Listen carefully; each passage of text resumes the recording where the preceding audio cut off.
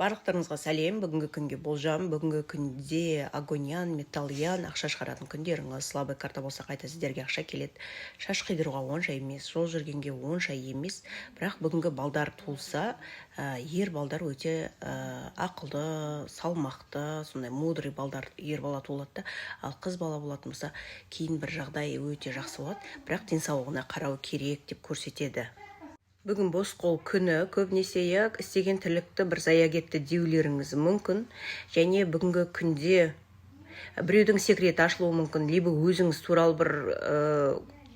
бірін елемеген затты естуіңіз мүмкін.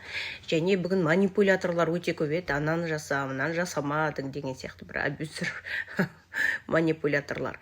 Енді сіздерге бүгінгі күн кешке өте жақсы, қыдырып қайтқанға, екінші жартыңызбен өзіңізге көңіл көтеруге жақсы. Бірақ ешкімге ойнап,